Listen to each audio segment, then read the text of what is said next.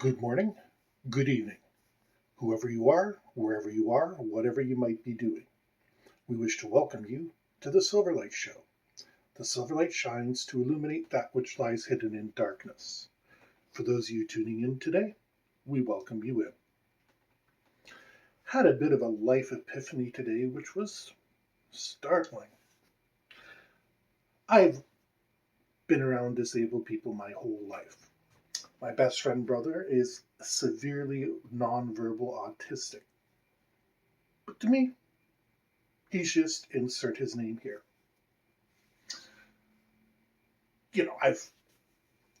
My family's had a wheelchair forever because my grandfather used it. My father has had to use it on occasion, and yeah, both of them got better after a little bit. Well, technically my grandfather didn't, but that is something that most people recognize, a visible disability. And it's quantifiable. People know what to do with a visible disability. No, person has no legs. They're in a wheelchair. Obviously, if they're at the bottom of the stairs, either I need to find an elevator, an escalator, or figure out how to drag them up myself. Easy. Invisible disabilities, however, are complicated. They're ridiculously complicated. I don't say that to make fun of the disabled people. I say that simply to say there's a whole level of expertise out there. Down syndrome person. I've been around them. They're very affectionate, they're very friendly, but they can't communicate. Or they don't communicate in conventional means. My best friend's brother, like I said, he's nonverbal, but he still manages to communicate. He is verbal, he's got his own made up language, and his direct family understands that. And they're close friends of mine, so I mean, if they said, we need you to look after him for a day or so, of course I'd say yes, but I don't have the training or the ability to take him long term. As much as I'd like to, it's not in my wheelhouse. And I am aware of how inadequate I am, or at least today I became extremely aware of how inadequate I am. I've dealt with debilitating allergies, with the EpiPen, where you have to stab it into the person's leg, jam it in, and then massage, and then get them to the hospital as soon as possible. You can't just give them an EpiPen and hope everything gets better. You got to get them to the hospital to get proper treatment in them. I know that. Person having a seizure. Now, this might be old knowledge, but you get them in a blanket, and then you hold it up so that way they can thrash inside and they don't hurt themselves. Again, former lifeguard. Somebody's drowning, somebody's hurt, somebody needs a sling. All stuff like that I am comfortable with. And I'm comfortable around disabled people, but I realize how little knowledge I actually have. University, the first or second year I was there, I hung out with this fellow with cerebral palsy. Pleasant enough fella. We didn't really get close. I'll be honest. He was after my girlfriend, and I was already with my girlfriend, so it did make things a bit awkward between us. But like I said, outside of that, pretty good guy. He certainly was smart. He did well on all of his courses, and he was fully communicative. Just he was wheelchair bound, and he'd sit in the pub with us. He knew all the entrances. I don't know what would happen if I had to take care of him.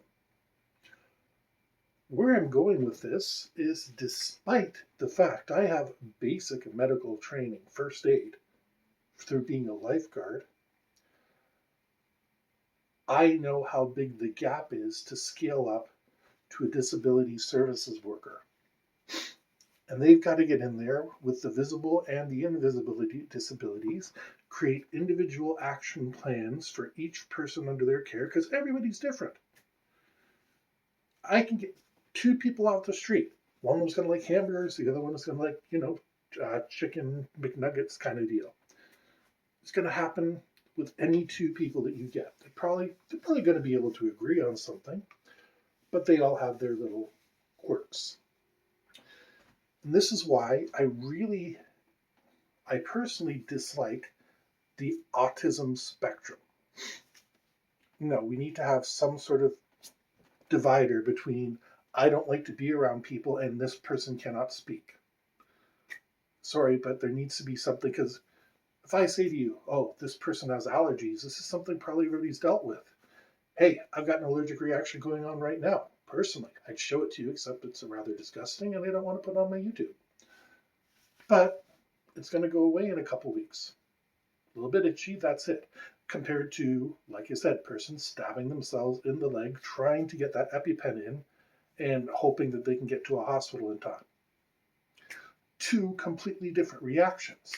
But if you go to a restaurant and say, oh, I'm allergic to peanuts. Is everything here peanut free? Yes. You go to the store sometime and pick up a random label. And the label says, may contain nuts. How the hell do you have a factory and not know what you're putting in things? I was in transportation for 2 decades, and we were able to tell the police what was in every single one of our trucks and trailers, etc., because we had to be able to, and there were severe fines if we couldn't. But a factory producing our food can't tell us if it might kill us? And that's a big difference to work with. Now let's get back to the disability workers. They've not only got to know all a person's history and allergies and stuff like that, then they have to actually work with 1, 2, 5, 10, whatever the number that has been prescribed. Do you know how much pay a lot of these people are getting? Minimum wage. Yeah. I understand if you're doing it under the table and you're trying to be like a babysitter. Yeah. The minimum wage laws don't apply, but you're agreeing to that when you decide to go under the table. But for legit people with qualifications, probably equivalent to a teacher or a nurse, which is in no way disrespectful to anybody, but the same token, those disabled workers are responsible for lives. And there's a high level of burnout, despite the fact the disabled workers that I've come in contact with are full of love in their hearts and they honestly want to make a difference in everybody's life. Worse, everybody fundraises for disabled kids. Oh yeah, muscular sclerosis. They show the little kid with it, and everybody starts emptying their wallets for it. Well, the cold reality is, the second those kids turn 18, a lot of that support evaporates.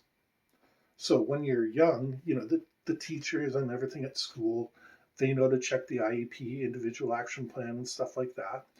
But once they're 21, let's just say, and if they're not on a career path to university or something, they're kind of left out in the dust. In my area, they had to build a program. I'm not going to tell you the name of the program, but it was the parents who initiated it. There was money coming out of their pockets. They would fundraise, they would take everything, and they built it until finally the government took notice and said, hey, you did a good job. But there's a lot of people that they're disabled, severely, they're at home, and the parents are looking after them. Now, no criticism to the parents. I've never had to make the decision about whether I'm going to keep a child at home or not. And it must be excruciating. And these people have found it within their hearts to put forth the money and the love and the investment so that they can have their child at home. And nothing but respect for that. But eventually, parents get older, kid gets older, bigger, stronger, and these guys aren't little zombies. They're intelligent human beings with maybe a little bit different reasoning in their heads.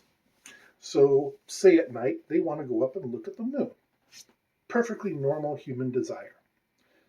Except since a child is nonverbal, they can't express that. They just start going at the door, and the parent has to realize, oh, what are they looking for outside? Oh, we were watching a program about the moon and how it comes out at night. Your standard Carl Sagan documentary kind of deal. And the kid wants to go see it. Nobody's doing anything wrong in this situation. But you don't want any child wandering around. No matter the age, you don't want your child wandering around at night. It makes any parent who's out there, it makes their stomach turn because a lot of scary things can happen. But we choose to pay the workers who are creating action plans, who are safeguarding these disabled people, and we pay them nothing. After they went to get all the special education and certificates and everything that they need, you're, you're worth barely more than minimum wage. And even worse, we're going to give you part-time hours. Like I said, I worked in transportation. I was sure as hell not making minimum wage. I was making a lot above that. But the people taking care of kids can't be paid something they can live on. I say this, people make fun of teachers, but you know what? Teachers go through hell. Nurses, whew, I have no idea how nurses do what they do. And we are somehow valuing one of the most valuable services that is offered in people that can work with disabilities. I'm not saying I can't do it. I'm just saying I don't have the experience to be able to recognize the patterns. Normal people, I can recognize the patterns, but I can't really work with a non-verbal disabled person without a lot of coaching. So we should all be out there trying to make sure that these workers get paid so that people want to go into the program. Used to be a lifeguard. It takes years to train to be a lifeguard. If you start off, you got to learn how to swim. Secondly, they got to teach you all that there's specialized lifeguard schools as well. There's lifeguards for deep ocean, for shallow ocean, for indoor pool. There's all sorts of different specializations. Lifeguards get about minimum wage as well. But even as a former lifeguard myself, I'm saying pay the disabled workers what they're worth, because for goodness sake, they deserve it. With that, I hope you enjoyed this episode of the Silverlight Show. If you did, please like, subscribe. Don't forget to click the bell notification so you get a notification every time we publish a new episode.